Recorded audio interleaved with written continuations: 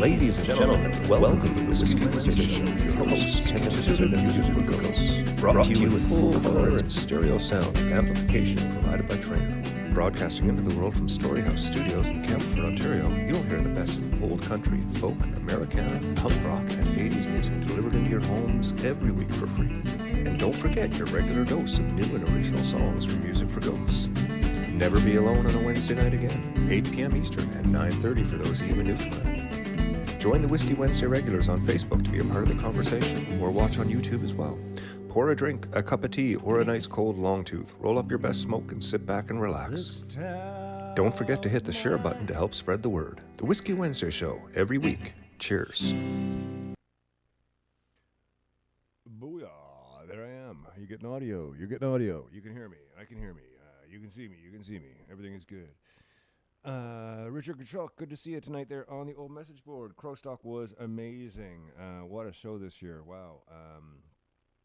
We tried some new stuff. We got lots to catch up on next week when I get back. And next week when I get back with Mr. Grant and Neil, and we'll catch up on a bunch of stuff. Allison's got a bunch of stuff set aside for me to talk about. We got some songs to play. We got some news. We got some other stuff coming up. It's been a great break, really. It's really helped me to recharge my battery and get a better focus again on what's happening. It's easy to get lost in the mire of things that are too close to you. So nice to step back. Everything is great. We're excited to get back. Excited to see you all again. I don't really have any news to report. I mean, I've got a few things to talk about, but I'm not allowed to talk about them until next week because we're saving them. Allison tells me we're saving them, so I have to save them. This weekend, heading down to Coburg for a skate jam. I think there's 6 or 8 of the MLM team getting together down there on Saturday. So if the rain is holding off, I'm looking forward to that. So I'll have some footage of that too. Watchmen rehearsals coming up. We got some shows coming up. All kinds of stuff going on. All kinds of stuff. Very exciting stuff. Okay, we'll get into it all. Tonight we are, as the final hiatus show, I am bringing back the second part of the Rick Mercer interviews that we did. We had Rick on the show a couple times, and this is when his second book came out. He is heading out on tour on the 11th, which is tomorrow. I should actually send him a message and tell him to chin up. But yeah, he's back on tour. Go see him this fall. Next week I'll post all the dates for where he is and stuff too, and we'll talk a little bit about that.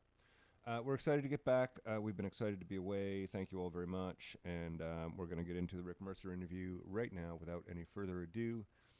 It is the last, getting to be the last sort of beautiful nights of summer. So I'm going to go out and skateboard a little bit, and I'll see you all very soon. Ken Tizzard, welcome to the Whiskey Wednesday Show, ladies and gentlemen. Here you go. Repeat number 4 with Rick Mercer. Boom. And... Show with your hosts, Ken Tizzard and Music for Goats. Brought to you in full color and stereo sound amplification provided by Trainer.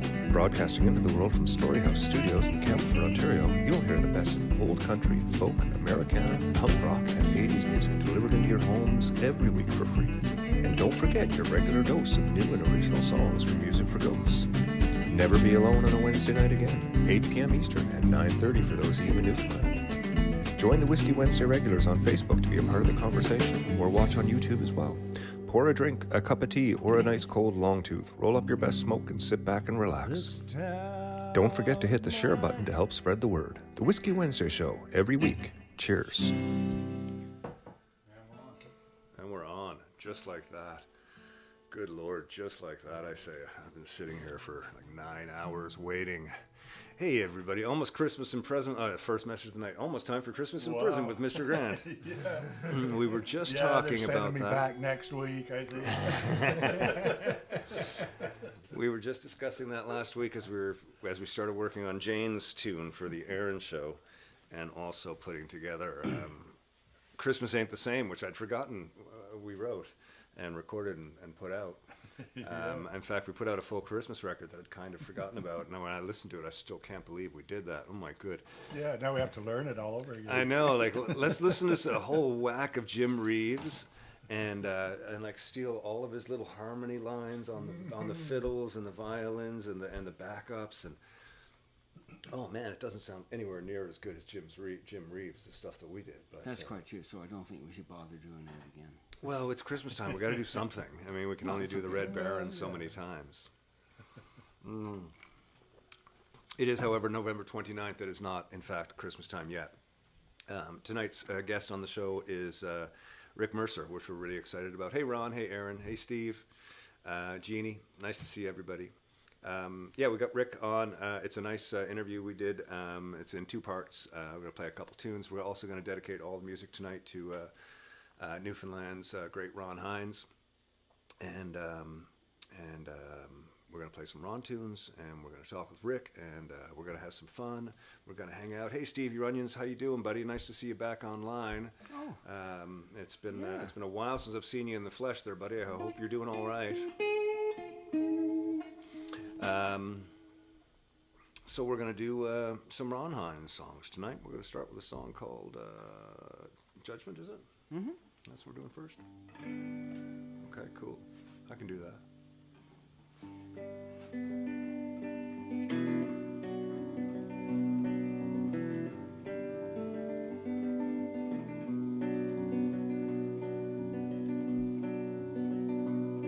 I got a whole world of judgment on me now. Well, I am cursed and called a craven coward. Of this I will avow. Well, I treasure my notoriety. I'm the man no man wants to see. Still, it's better to be famous for the wrong I've done tonight than to be nobody all my life. I did it all for fortune and for fame. Now I'm the man. I shot and I killed Jesse James. Everybody knows me now for sure. Every meal's a feast, every empress is a whore. And it's better to be famous for the wrong I've done tonight than to be a nobody all my life. Here we go. I see his face forever in my dreams. I see me shoot him with a gun. It was a gift from him to me, and I did it all for fortune and for fame. Now I'm the man. I shot and I killed Jesse James. Everybody knows me now for sure. Every meal's a feast, every empress is a whore. And it's better to be famous for the wrong I've done tonight than to be a nobody all my life.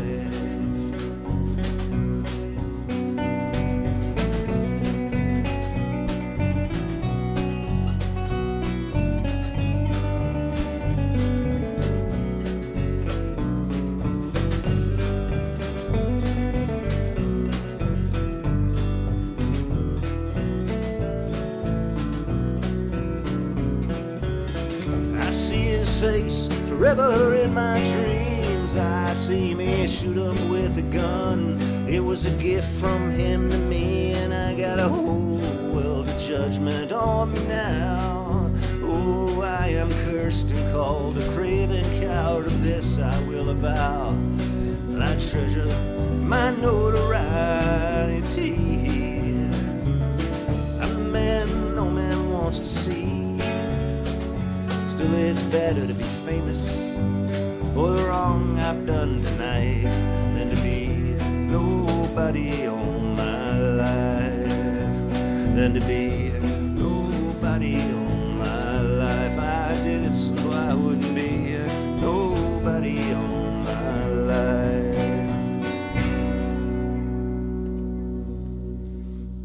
Little Ron Hines, Judgment to start the night off. Oh, it's a little bit of fun. Oh, I'm just noticing I've got everything askew here. Still getting used to the new desk. You know, I'm loving it. It's fantastic. Ron Bisonette found the screaming goat. Of course you did, Ron. You're the first person always to find it. Eric says, happy peace to Canada from Switzerland? No, where's Eric? He's in A Dominican. I just see red and blue. I see red and white. Do you see red and white on the flag? Well, I see the white in the middle. I see the blue on the sides. So I guess that's the Dominican flag. I guess it's red, white, and blue, isn't it? It's, yeah, I see a plus sign in I red, see. and I automatically thought it was Switzerland. Okay. You know, Steve Ostolfalo, thank you. Yes, these toques are. It's the Watchman toque. Yeah. These are cool. These are cool. I like them a lot. Well, we've got the regular gang here. It's lovely to see everybody. Please chatter amongst yourselves and have some fun whilst we do what we do here on the Whiskey Wednesday show. Mr. Grant, how are you doing this evening? I'm doing fine. How was the drive across town? The weather's been saying, like on the news, they've been saying it's just terrible out. Like The drive was fine. It's not so bad out here. It's not so bad out here? Having to scrape the windows. Oh man, I hate. Oh yeah, was there some ice? Yeah, to get back into that. Ice scraping, yeah, that's a bad one. Yeah. Yeah. I've seen those little disc things that the people are using. now. Yeah. I don't know if they're good or not. They looks a bit like a fad, like the hula hoop or the internet, you know. Or skateboards. Or skateboards, Yeah. exactly. We'll get into that later, old man. Take it easy there, How have Sonny. you been? What's going on with you? I'm just fine, thank you very much. I didn't have to scrape at all. It wasn't that cold when I came in, and besides which the VW has remote start, so. Of course it does. Yeah. Of course it does. A kind of- man of leisure like yourself. I know, exactly. That's right. I have nothing better to do but to spend my money. David, how are you? I'm fantastic, sir. Thank you. You were telling me that your aunt may be watching tonight. She is. Eileen's watching. Aunt Eileen? Yeah. Well, Aunt Eileen, we are happy to have you here. All the way from Montreal. All the way from Montreal. Oh, she's your cool aunt, right? Yeah. Yeah. Okay. All the way She's from the- Montreal. Do you have to be from Montreal to be the cool aunt?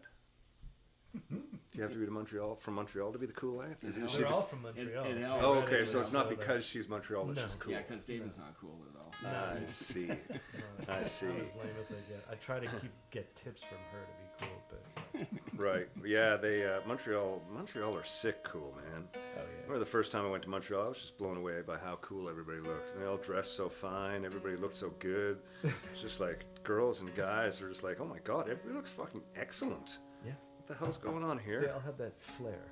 The je ne They sais do, quoi. yeah, they do. It's a something. It's a thing. anyways, It's, Oh man, you should have seen Expo '67. That was really cool. I didn't see that. The gals were hot in 1967. Whoa. I bet they were. They were. I think they've always been. Montreal. Montreal has a certain something to it.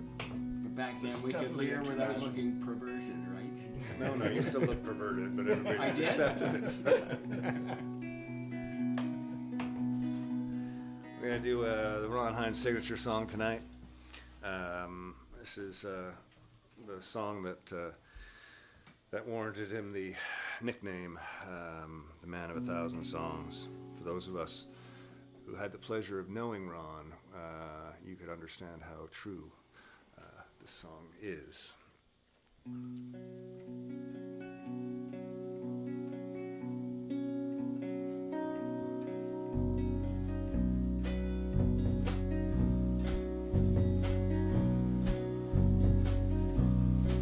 He's got a crimson red tattoo and keeps it hidden just above his t-shirt sleeve. It's a broken heart and the inscription reads, "No love songs if you please." But he don't really mean that. It's his only cheeky tongue. He stands up and sings for them every night. He's the man of 1,000 songs. He knows the streets like he knows his last name. He knows the city from the wrong side out. He knows that time is cruel and any man's a fool who hides the truth behind his mouth. He knows the Duke of Earl. He knows my girl and the house of the rising sun. In the opening line on his marquee sign reads, "The man of 1,000 songs." Nice boys. He knows an old hotel where the desk clerk will sell your soul back reasonably cheap. Oh, this guy you can call when you're crawling a wall and the whole town's asleep. He don't promise what he don't deliver. He keeps it all in the easy keys. He don't dream beyond his expectations, but he's got the stance down to a T. He's got a friend in the backstage alley, got just the thing to make the night move along. He's taking all requests like you might have guessed. He's the man of 1,000 songs. He knows an old hotel where the desk clerk will sell your soul back reasonably cheap. Oh, this guy you can call when you're crawling a wall and the whole town's asleep. He don't promise what he don't deliver. He keeps it all in the easy keys. He don't dream beyond his expectations, but he's got the stance down to a T. He's got a friend in the backstage alley, got just the thing to make the night move along. He's taking all requests like you might have guessed. He's the man of 1,000 songs. Whoa, whoa, he's the man of 1,000 songs.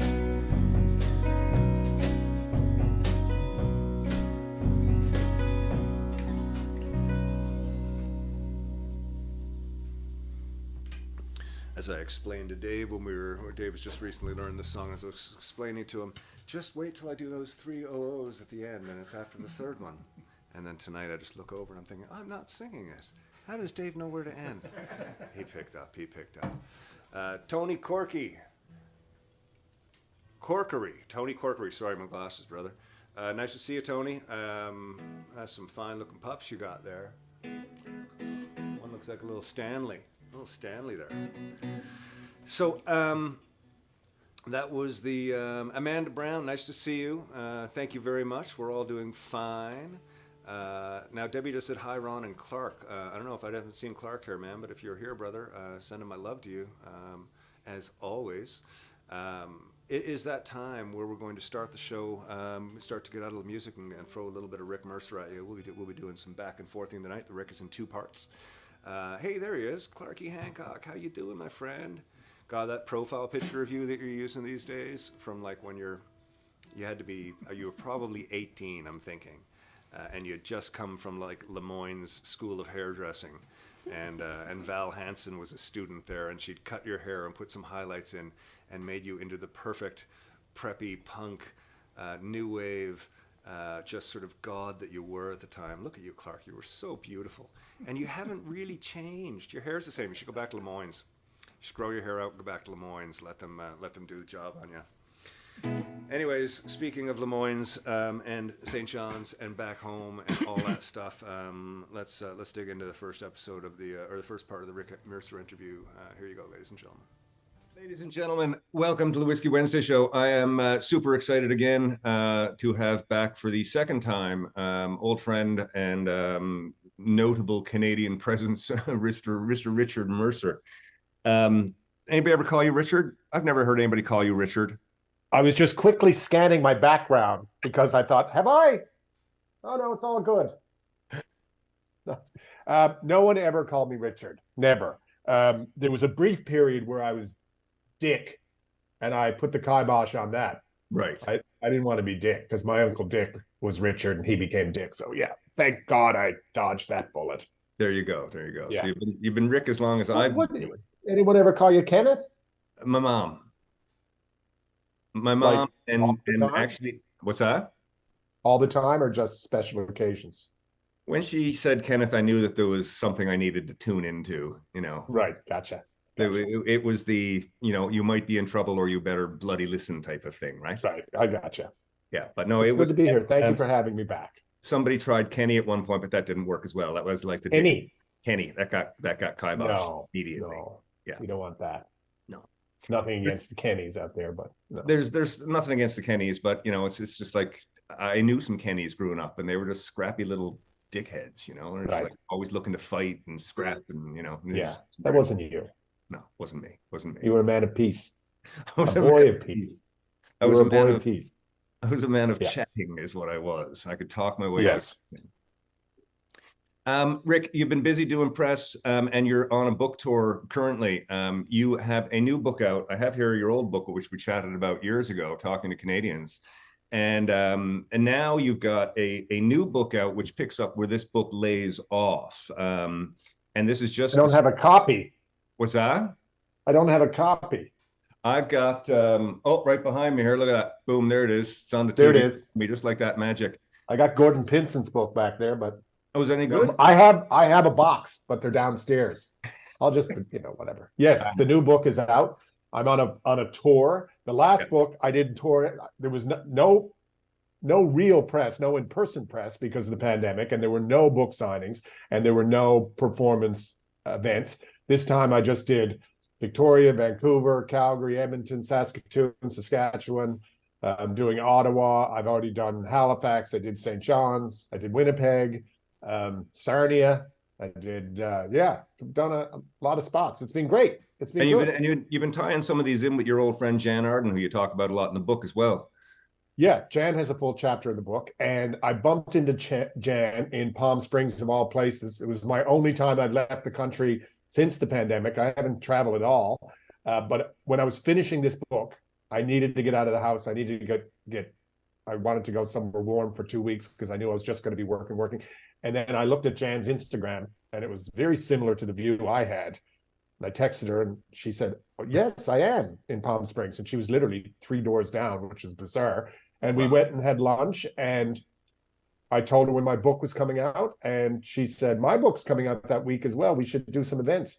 And flash forward, we had 1,100 people at the Chan Center at University of British Columbia. We sold out Winnipeg. We sold out everywhere we went. We just did 4 events, but they were great fun. It was fun being on the road with her, and she's good at being on the road, as you can imagine. Mm-hmm. And you know what it's like being on the road. You only want to be on the road with people who are in the lobby at 5:50 a.m. when they say they're going to be, and that's her.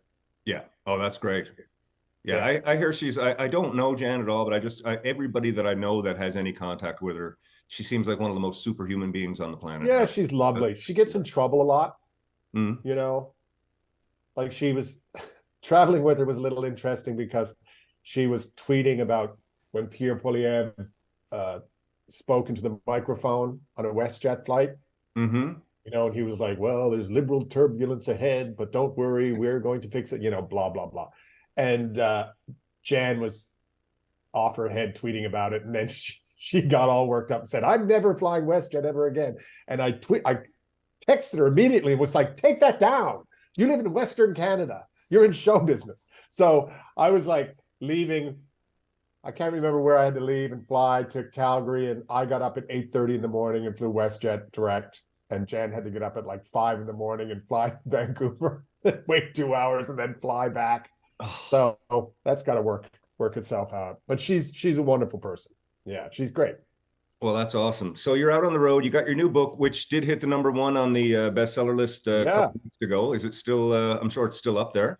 It's up there, but we were #1 for 2 weeks, and then we were hit by Hurricane Getty, of course. Right. Because Geddy Lee has a book out as well. Yeah. And you know, usually every time I've ever done a book, you always have to worry about the hockey player. There's a big hockey player book that comes out every Christmas, and everyone buys it for their dads. So that's what you gotta deal with. And my publisher said to me about 2 months ago, the good news is there's no hockey book this year. I was like, wicked. She said, there is a Geddy Lee book. I was like, shit. In this country, well, I mean, his book is now a bestseller all over the world, but obviously in this country, there's a lot of interest in reading Geddy's book. You can't compete with the likes of Rush. I mean, come on. You know that of all people. It's fine. There's actually a chapter in the book about Rush. Yes.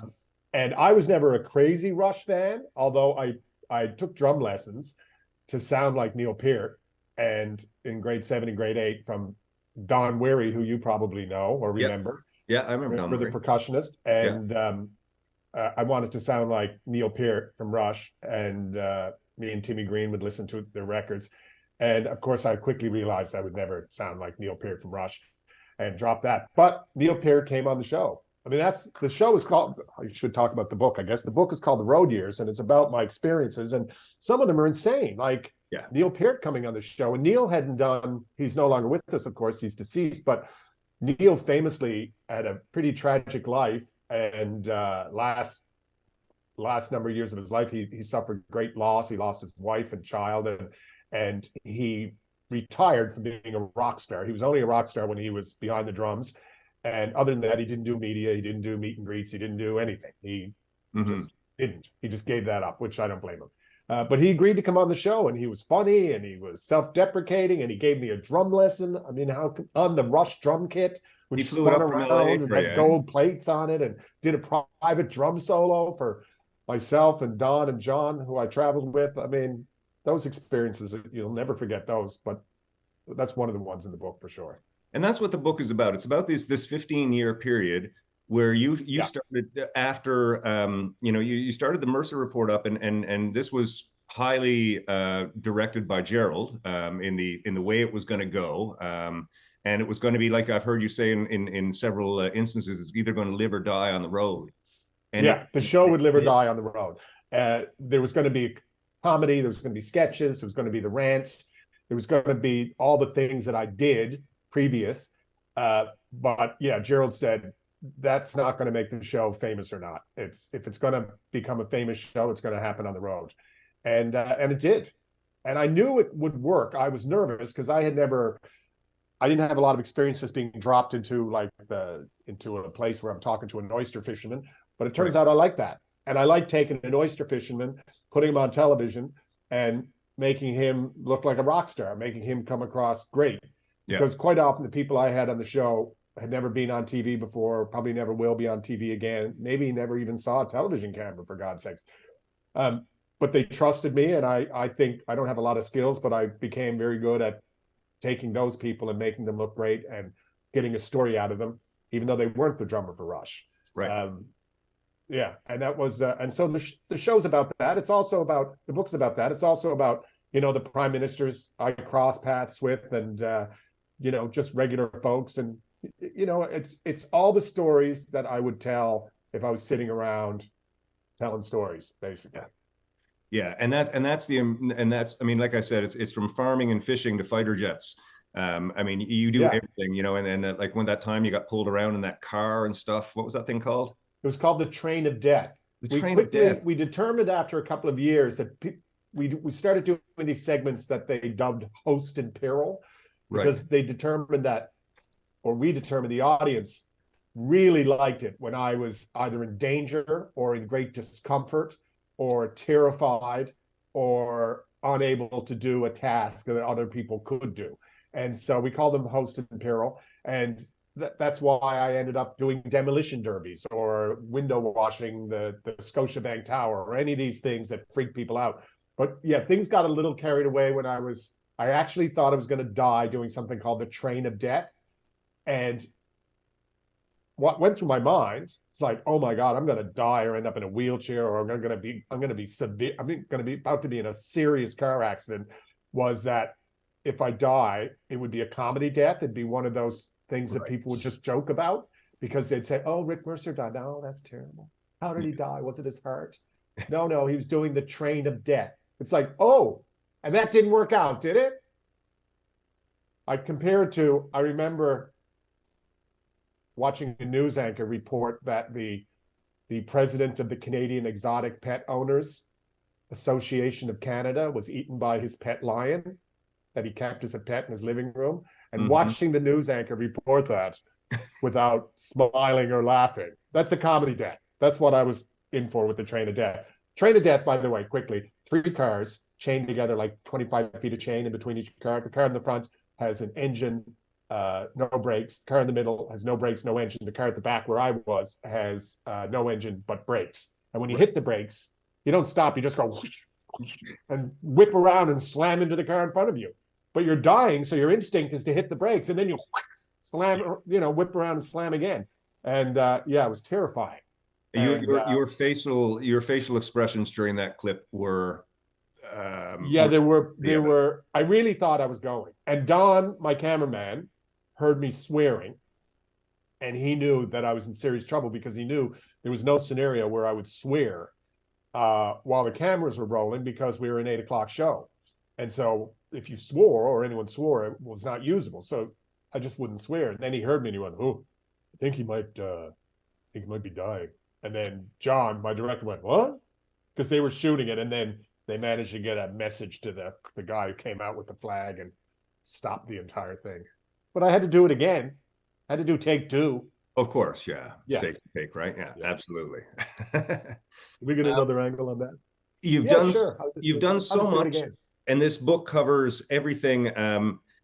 One thing I wanted to mention that was really cool is you talk about your meeting up with Belinda Stronach and doing the Spread the Net campaign. And I remember doing a fundraiser. It had been 15 years ago where we donated proceeds to that as well. That was one of your. I mean, that wasn't directly associated with the show, but you do talk about that. And what was the like as a person who has a a fairly large clout as a media person, you have to be fairly selective in what you get behind. Otherwise, your face will be on everything. What was the decision making process that brought you to that one? Well, I interviewed Belinda on the show when she was a Conservative member of Parliament. She just famously ran for the leadership of the Conservatives. She got beaten quite badly by Stephen Harper. While she was running, she was asked, "Will win or lose, will you run for election?" And she said, "Yes, I will." No one ever does that, but she did, and she ran in Newmarket, which was a safe Liberal riding, and she got elected as a Conservative. I interviewed her, and it wasn't a very good interview. She was great off camera, but on camera, it just wasn't great because she was became evident to me, this was only a theory, that she was very unhappy being in the Conservatives. And gay marriage was a big thing at the time. The debate, Stephen Harper decidedly was against gay marriage, and she was for gay marriage. That was a big issue in the leadership campaign. So she just wasn't content. But off camera, we discussed the work of Dr. Jeffrey Sachs, who's this guy who's doing a lot of things in Africa, aid work in Africa. He was the United Nations lead guy there. And she said, "I'm going to go to Africa one of these days and watch him in action. You should come with me." And I thought it was just the kind of thing a rich person says, like, we should get coffee, but their version is like, let's go to Africa. And so I didn't pay any attention to it. Then she sent me his latest book. I read it. I found it interesting. And then she crossed the floor famously. She became a Liberal. She became a cabinet minister. And her EA called me up and said, "Belinda's going to Africa. She's going to follow Dr. Jeffrey Sachs around as a private citizen, not as a cabinet minister. Would you like to go?" And I always avoided politicians. Like I might have a cup of coffee with one in an airport, but in those days, I just avoided them. I didn't want to become friends with any of them. I just didn't think it would be prudent. But for some reason, I decided to take this trip, and it was quite an eye-opener. We went to like 6 countries, but in some areas we experienced poverty like I knew intellectually existed, but I didn't know what it was like to experience it. So we were in a place where there was nothing. Like there was no economy at all. There were no schools. There was nothing. There was nowhere to buy food. The crops that were growing were clearly failing. People were clearly unwell. There was no medical assistance. And I noticed there were no children around. And Dr. Sachs told us that in the previous year, most of the children had died. And I asked him, like, what's the difference between this place and where we were yesterday, which was only 500 kilometers away, and there was a school, and there was corn growing, and there was a small clinic, and there were children everywhere. And he said, well, that community we were in, they had the inputs that they need. They had, for starters, they had bed nets, so the children didn't get malaria and die, but they also had fertilizer to grow the crops, and they had, funding for the clinic, etc., which is what he was all about. And when we walked back to the van, Belinda said to me, "Well, I guess we're going to have to figure out a way to buy a lot of bed nets." And I said, "What's a bed net cost?" And she said, "Well, does it matter?" I said, "No, I guess not." And we started this organization called Spread the Net.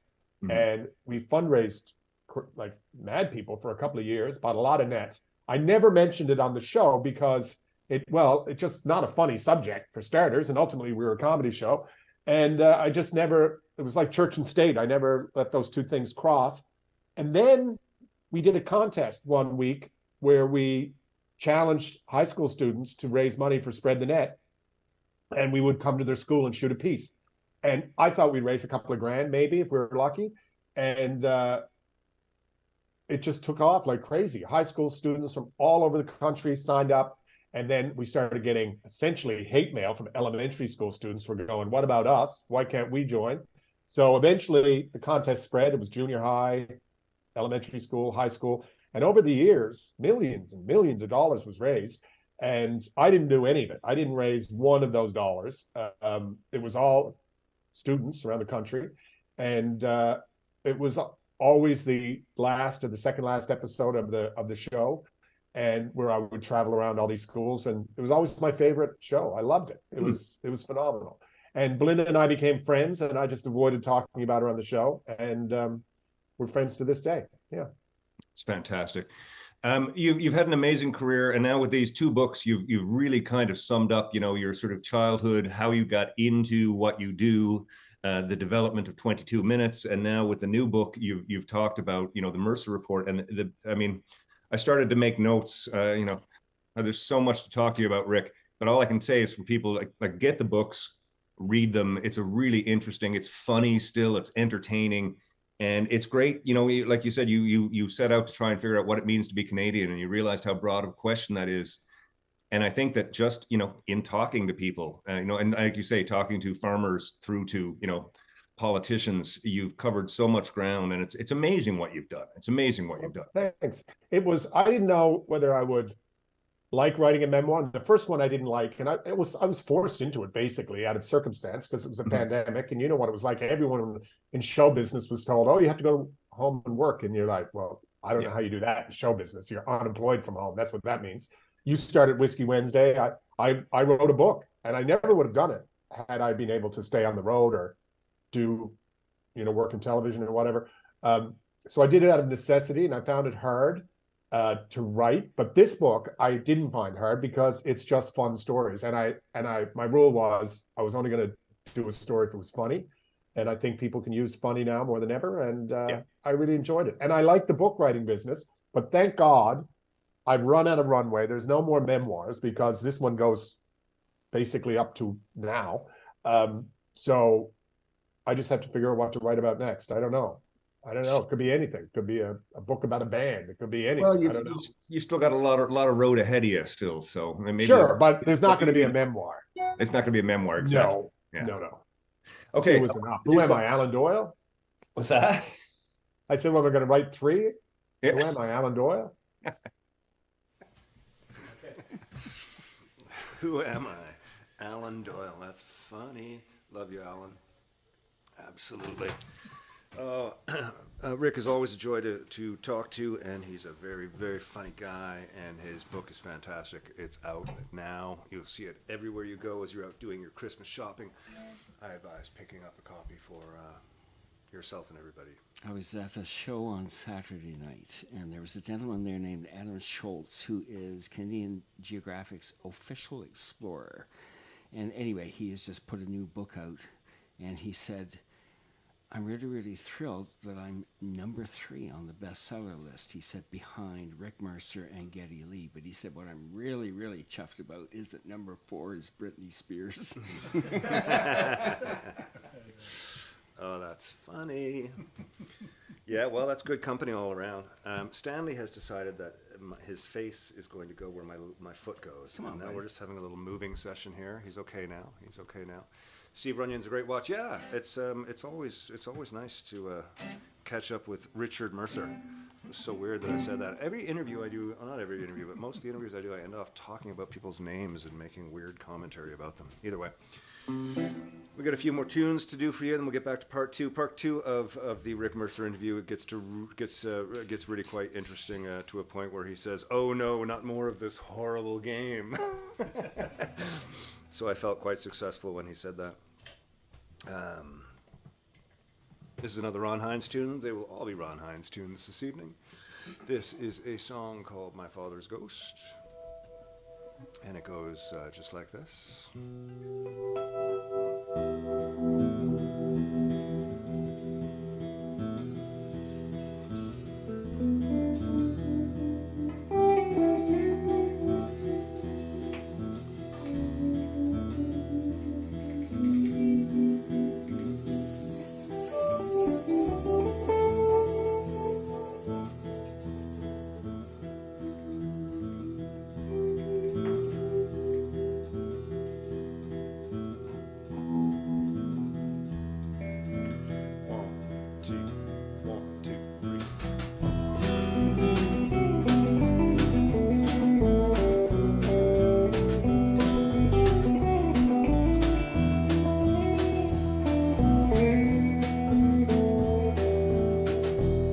Sitting on the stairway, my heart filled up with dread. His hands were clenched, his clothes were drenched.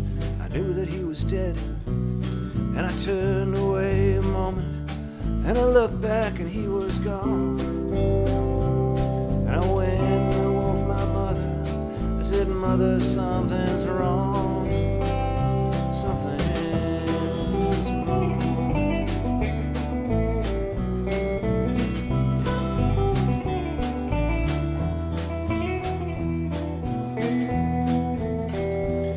He was here before a moment. Those were the words she spoke. I thought that I was dreaming, but it was an hour ago. I woke, and I swear I heard him call my name in a horrid grinding sound. I swear, my dear, he's lost his way. His ship has run aground. It's run aground.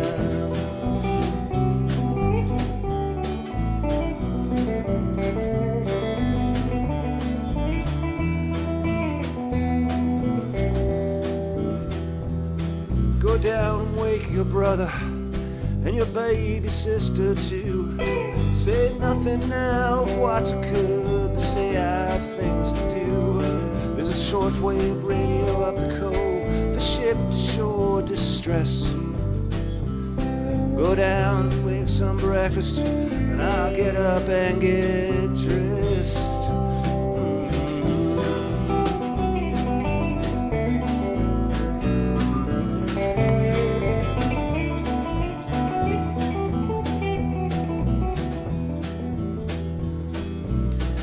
Dawn was fairly breaking as she headed down the path where the waters crashed across the rocks with all its rage and wrath.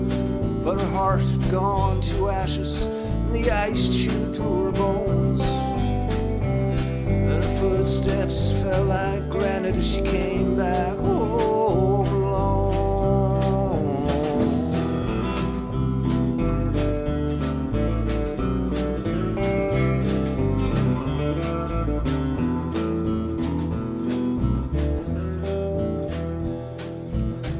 Stood inside the doorway as she turned towards the cove. She took down the blessed crucifix and she burned it in the stove. But we all stood in the kitchen like travelers in the rain, waiting on some distant platform to ride some lonely train.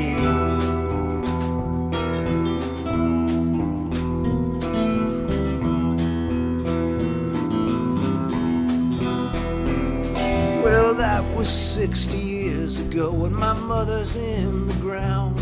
My brother and sister moved away and left me the house and the land. And I sell my socks and sweaters to the tourists from away. There's an empty old age pension, and it keeps the wolf at bay. And I count the days.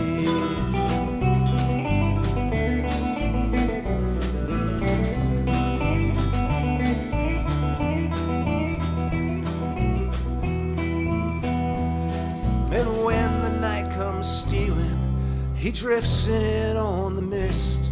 He sits quietly here in his rocking chair so he won't disturb my rest. And when I wake from morning light, he's gone to sea once more. doesn't light the stove, mops all water from the floor. I mops all water from the floor.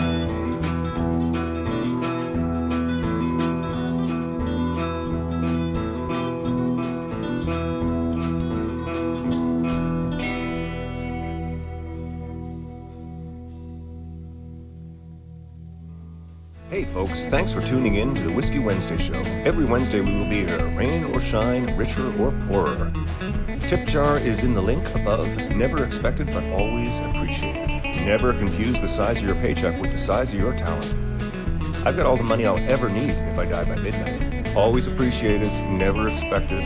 Please feel free to drop us a line regarding anything, including a link to your money. Cheers. I was just saying that you've come a long way with that one, Dave. I remember when you were first sort of learning all these new grooves, we kept throwing this one in, and it's a particularly difficult one as it is.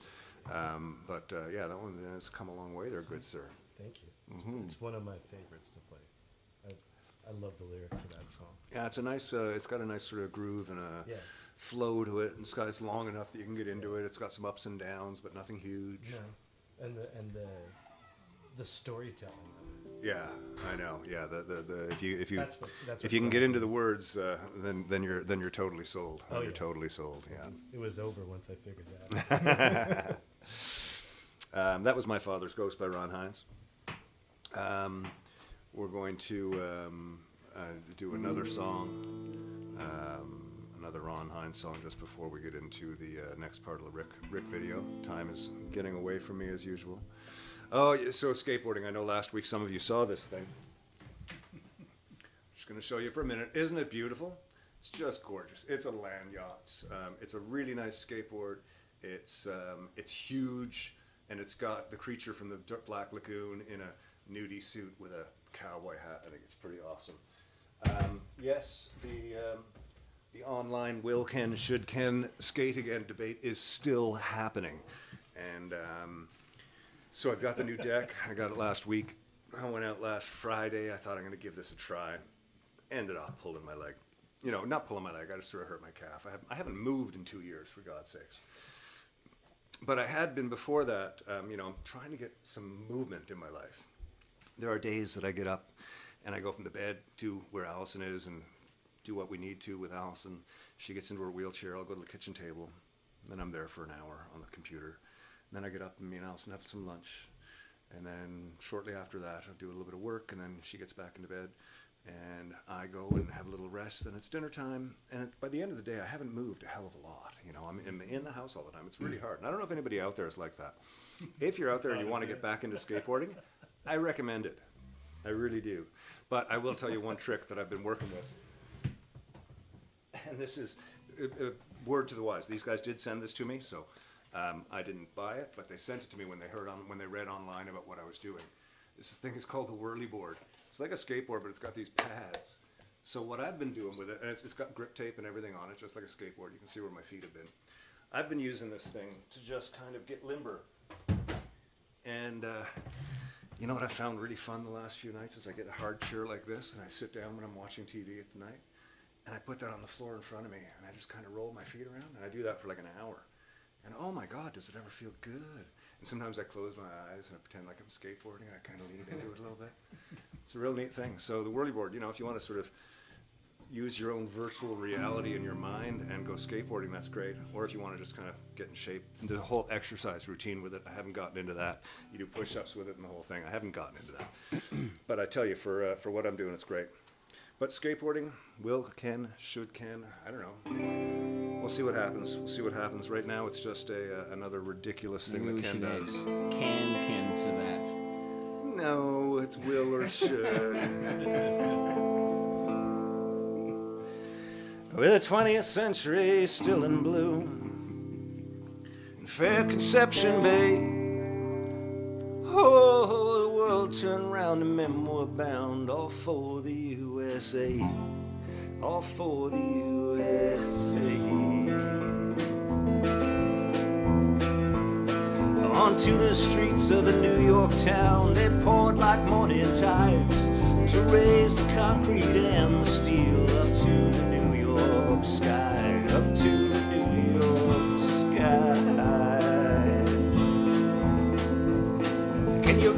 fight? Can you drink and fight? Can you take the nights alone? You can make a life for a child and a wife while far away from home, while far away from home.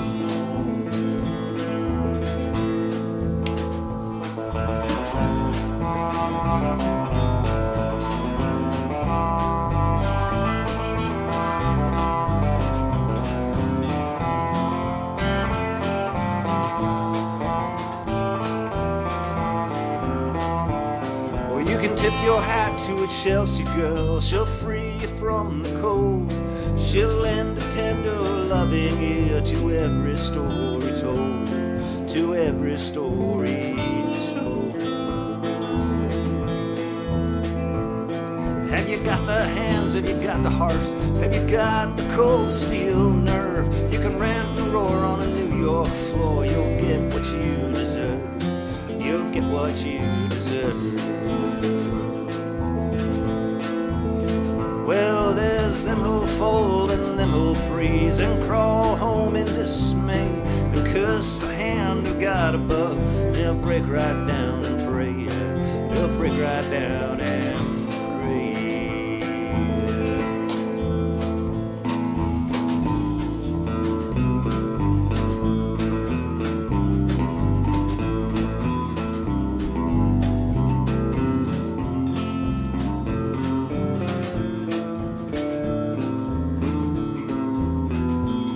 With the 20th century still in bloom in Fair Conception Bay, oh, the world turned round and men were bound, all for the USA, all for the USA.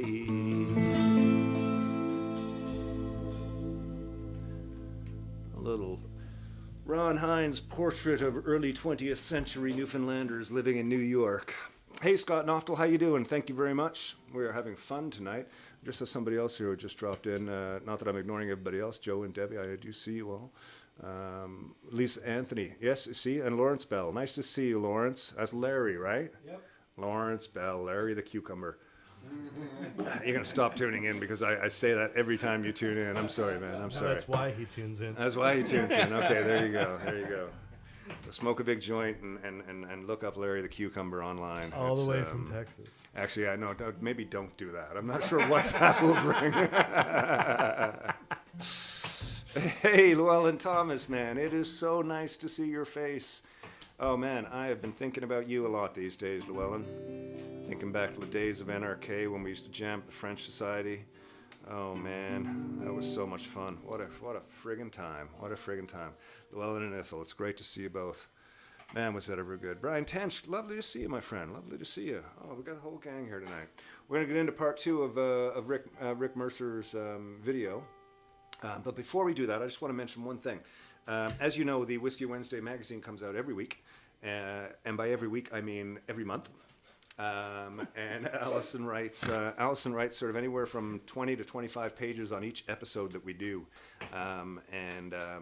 And that goes out in the magazine once a month. It's a great way to catch up on it's really neat.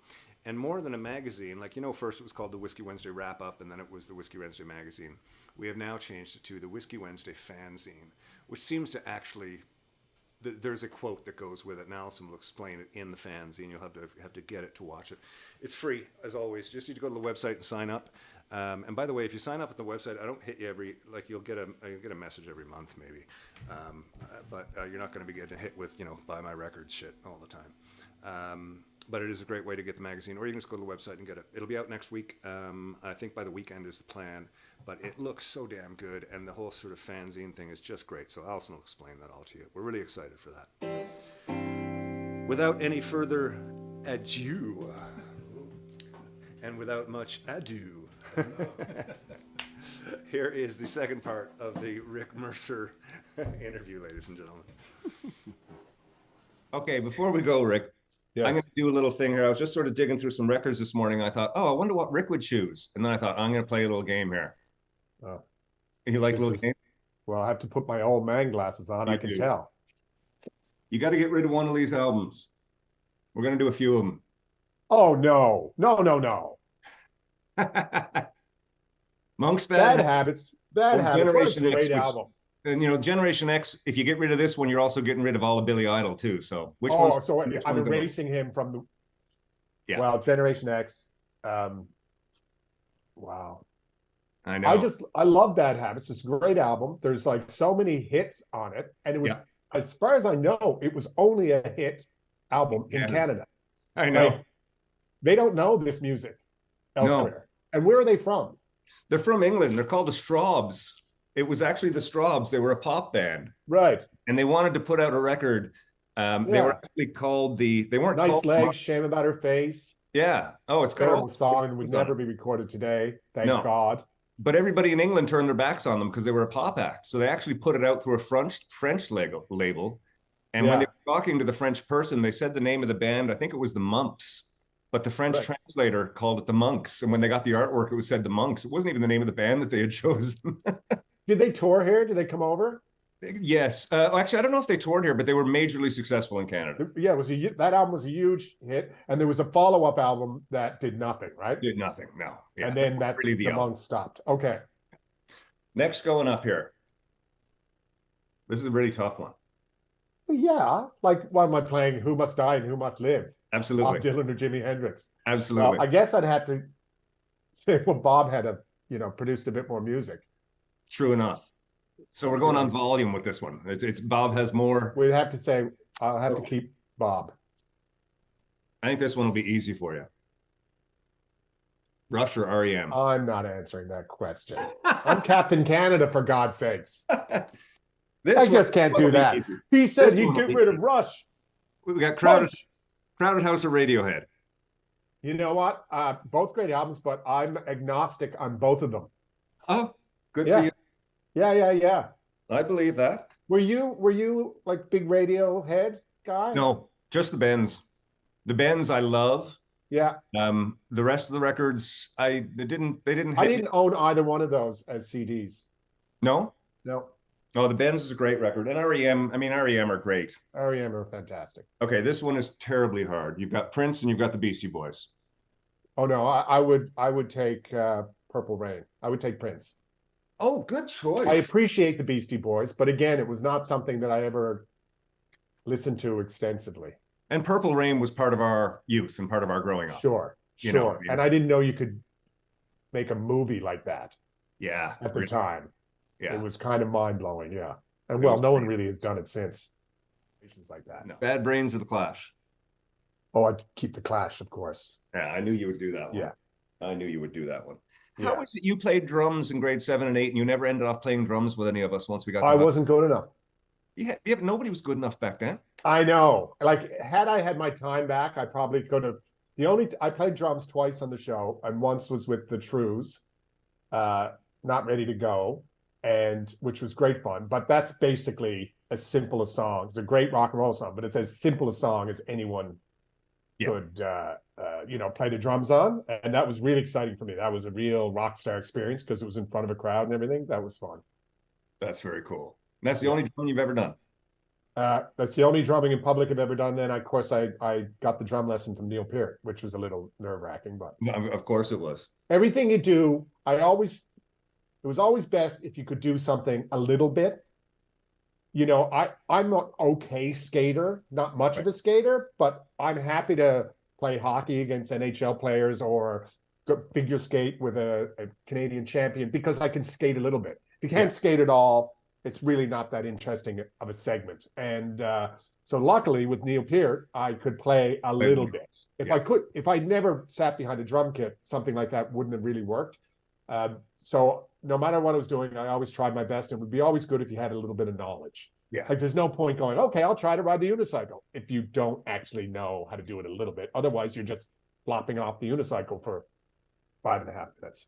But I digress. Which is let this horrible game continue. Let the horrible game continue. I know. We got the Stray Cats and we got the Replacements. I'd keep the Replacements. Okay. I'm with you on that one. As much but as these are good, but these are like Sophie's Choice.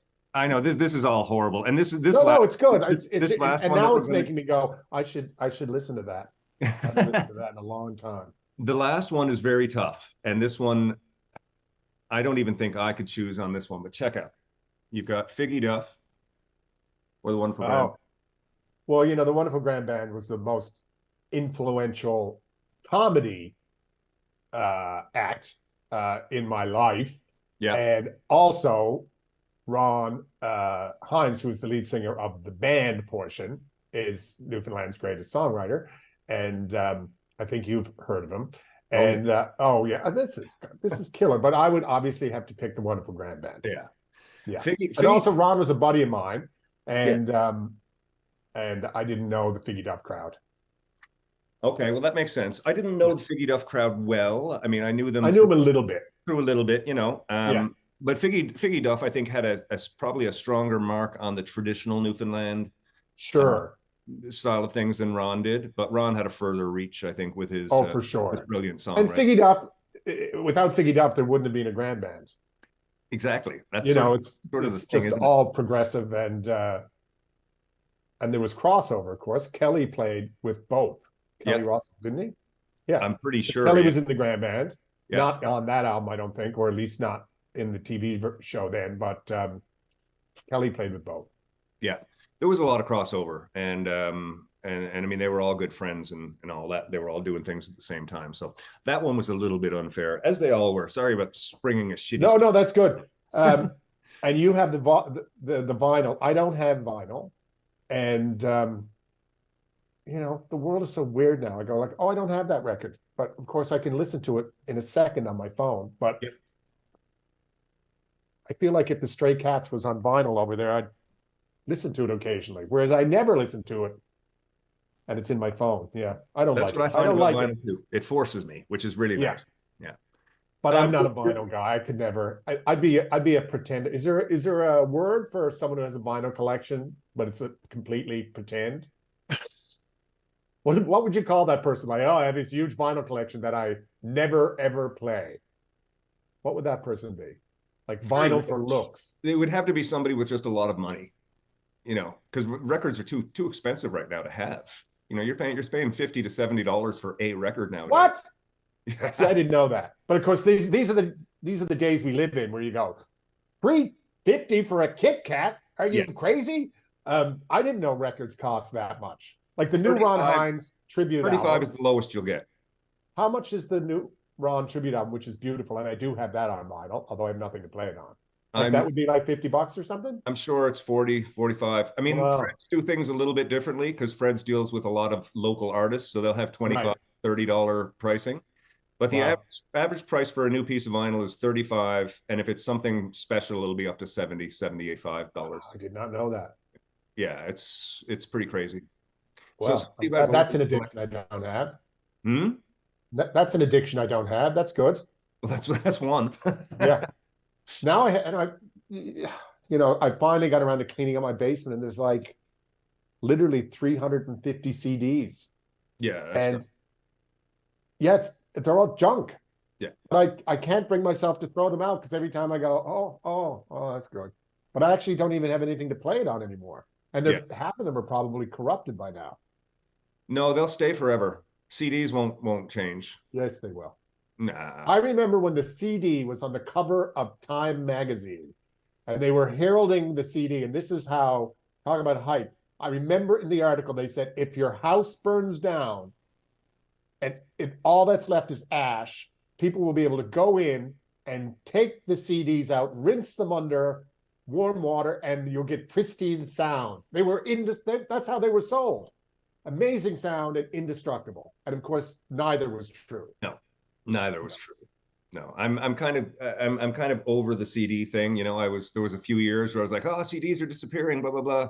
And then once I started getting back to vinyl, and as you say, you know, I pay the $14 a month. I have every album ever put out in the world right here on my phone that I can listen to at any point in time. So, but I just listened to the Trans-Canada Highwaymen. Have you heard that album? I haven't heard the album yet. It's great. It's great. But it bugged the hell out of me that I was giving them 4 cents and not $5. Yeah. Not that I'm running around wanting to part with $5, but it just, and I kind of thought, like, you know, you got 4 great lead singers, Chris Murphy from Sloan, you know, Steve Page, and, you know, people like me buying the record. Well, I'm not buying the record. I'm just listening to the record. And what am I giving them? How much am I giving them, Ken? Zero. Like 5 I mean, cents? if you're listening to it, Zero. it's nothing. Nothing. You got to listen to it 500 times before it turns into pennies.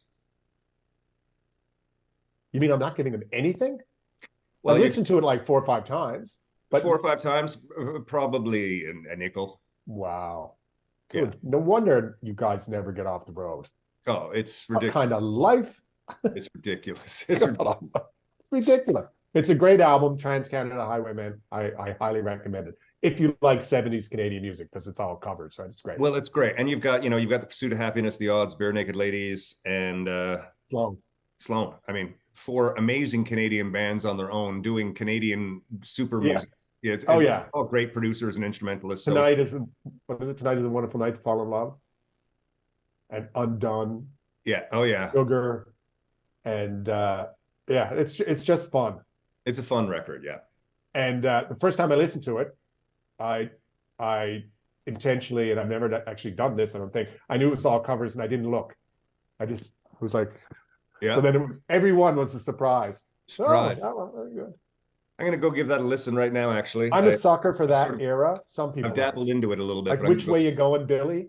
Not everyone wants to hear another version of that, but really? I'm happy to. That's very cool. That's very cool. Yeah. I'll check it out. Rick, again, thank you for taking the time to come on the show. I know you're real busy. It's great to see you face to face. What are you using in your hair these days? Is that a gel or is it a mousse or is this all natural?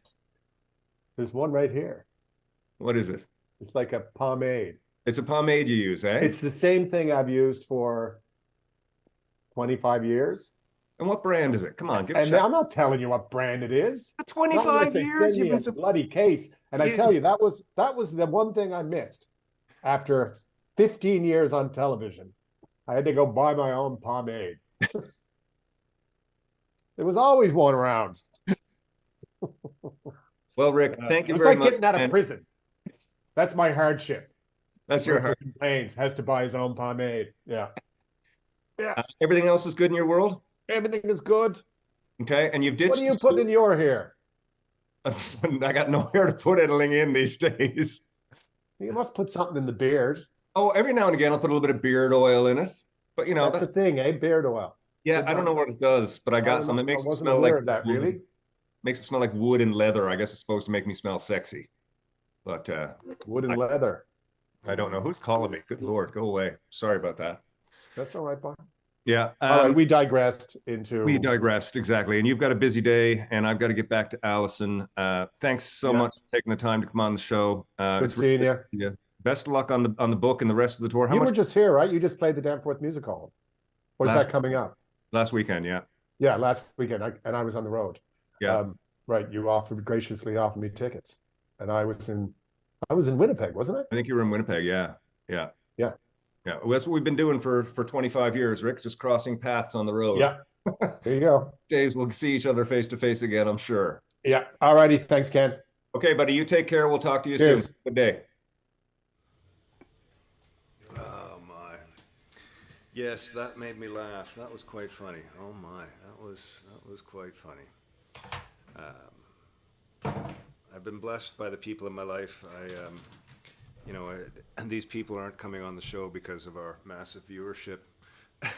No, I mean you can catch Rick Mercer on all of the national morning shows right now for hundreds of thousands of viewers at a time. But it's always so nice that everybody likes to come on the show here and hang out and have a bit of fun. So. Thanks again to Rick for being so cool and hanging out and letting me play that horrible game with him. That was mean, man. It was pretty mean, yeah. Oh my.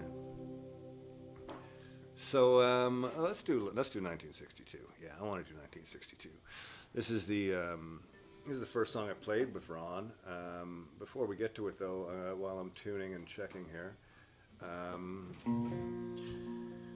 The Aaron Christmas show is coming next week, is it? Is it December yet? No, it's almost December. Here we go. We've got Ben Finley and Anais as well, his partner, who's not on the poster. Sorry, Ben, I missed that. James Higgins, Lindsay Barr, Foxy and the Fam, the Island Brothers, S.J. Riley, Dave Papple, Sugarlips. The North Lumberlads actually will not be appearing, I just heard today. They are raising money for something in some part of the world. Sean Nelson is going to be there. The Goats, that's us, will be there. Stump Grinder and the Roots will be there. Janet Jeffrey Band. Justin Cooper. The McGregor Trio. Cindy McCready. The Hippie Chicks. Lawrence Cotton. Joanna Fisher. That's David Fisher's sister, by the way. Joanna. She's coming into town, so she'll be there. So, oh man, wouldn't it be great if Fisher was there? I don't know if he's going to be there or not. He better be. His sister is playing. Anybody out there knows Dave Fisher? Text him right now. Make sure he knows that his sister is playing in Toronto, in Campbellford next week. And what else we got there? Jane Archer and Wildwind, Stephanie and Graham from Wildwind over in Hastings. Another great local act. So they're going to be a lot of fun. Everybody's doing a Christmas tune.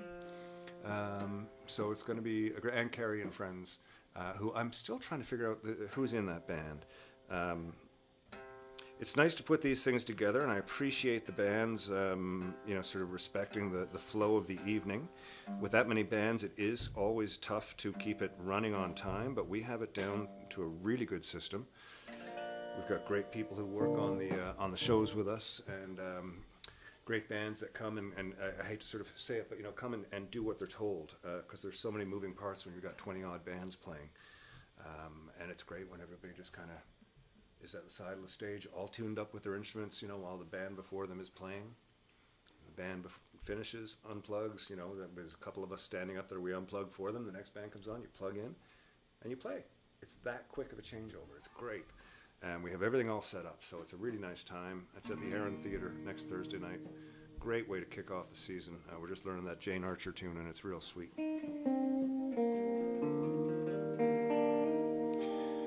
This goes out to Ron Hines tonight, and to Rick Mercer, and to Mike Wade, and Mercedes, and Phil, and Janice, and Robbie, Andrew. Clarky, if you're listening, this one's for you tonight too, brother. And I hope you're still there. Joey Smallwood.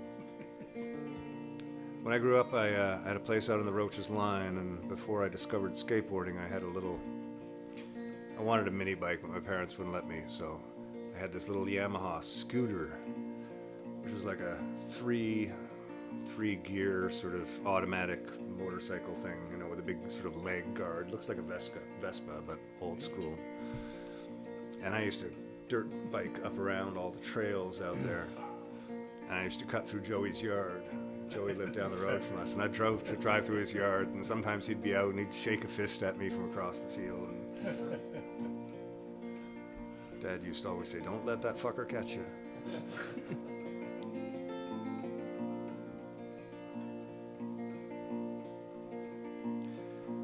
And I dreamed it was 1962. I dropped a quarter in the jukebox and I played a song for you. I kissed you by the Pinball King. We're listening to Del Shannon sing. I had all his records, he was my favorite then. And that's all gone, it won't come back again. That's all gone, it won't come back again. I woke and I put on my father's shoes. I stood out on the front porch like he used to do. Stepped across the lawn in the sands. The skyline only showed a sign of rain. Mine would be the only footprints that remain. That's all gone, won't come back again. That's all gone, it won't come back again. There was something I meant to say. Too many words got in the way.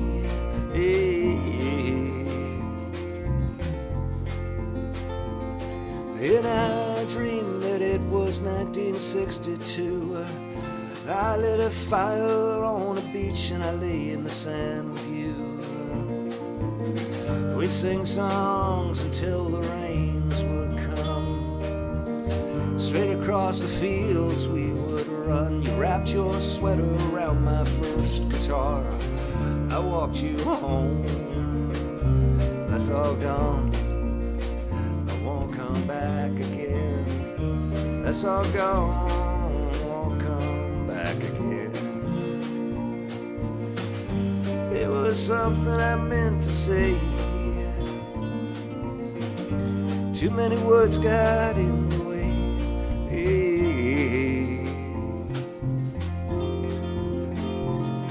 And I dreamed that it was 1962.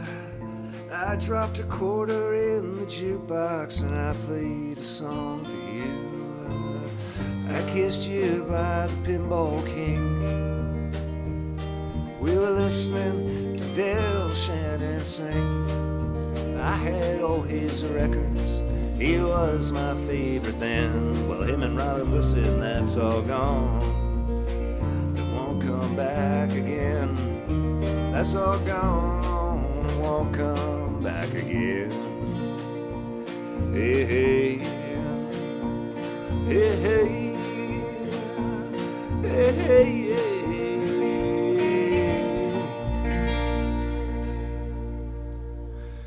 Oh, great fun, great fun, great fun. Everybody, thank you so much. We're going to call it there. Well, it's 9:13. We should finish off with Sonny, eh? Sure. Yeah, we should. We should finish off with Sonny because that second edible is just kicking in. I'd like to get a little bit more. Yeah, see, here I am putting on my capo, Mr. Grant. Look at me. This is just like lighting a cigarette when you've already got one in your hands. Double capoing it here. Okay, we'll do a little. Hey, Mick, nice to see you, brother. Mike Arthur, nice to see you. Clarky, it's funny, Clarky, thanks, Kenny. Yes, I know. It is funny though, Clark, because like when I hear your name being said by somebody, it's always Mike Bueller in my head, and it's always like that Mike Bueller, Clarky. It's just like it's the funniest thing because that makes Mike sound really, really intelligent. He's just got one of those voices. I just think that's pretty awesome. That's pretty awesome. Clark, I don't know if you've been watching the last few weeks. I know you've been busy, as we all are these days. But I've been talking a lot about you because I've been thinking a lot about you, man. I miss you so much, and I don't know what it is. I've just been seeing you a lot in my head, and I hope you're all good.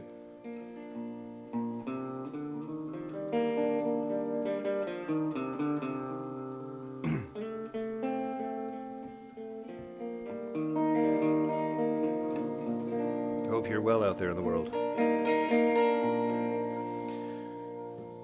Sonny lives on a farm in a wide open space. You can kick off your shoes, you can give up the race. You can lay down your head by a sweet riverbed, and Sonny always remembers what it was his mama said. Sonny, don't go away, I am here all alone. And your daddy's a sailor who never comes home. And these nights get so long, and the silence goes on, and I'm feeling so tired, I'm not all that strong.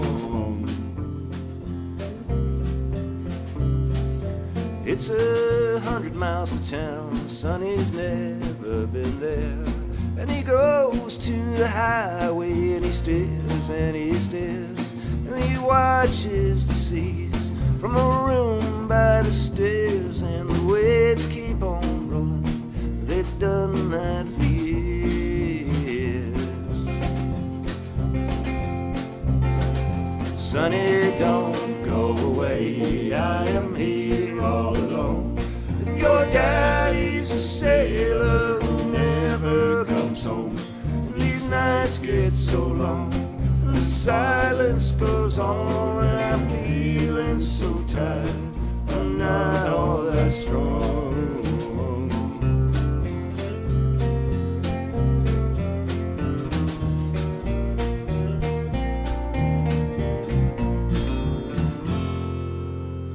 It's 100 miles to town. Sonny's never been there. And he goes to the highway and he stares and he stares. And he watches the seas from a room by the stairs. And the waves keep on rolling. They've done that for years. But what about his dreams? Sonny's dreams. Sonny's dreams can't be real. They're just stories he's read. Stars in his eyes, they're just dreams in his head. And he's hungry inside for the wide world outside. And I know I'll never hold him, though I've tried and I've tried.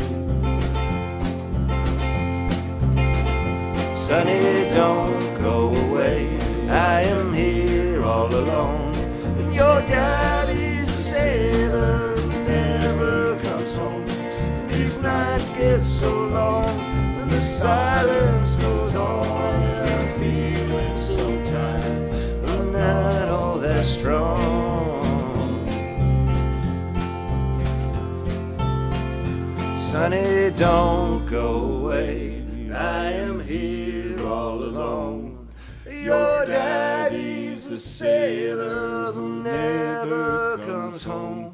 And these nights get so long and the silence goes on. And I'm feeling so tired, I'm not all that strong.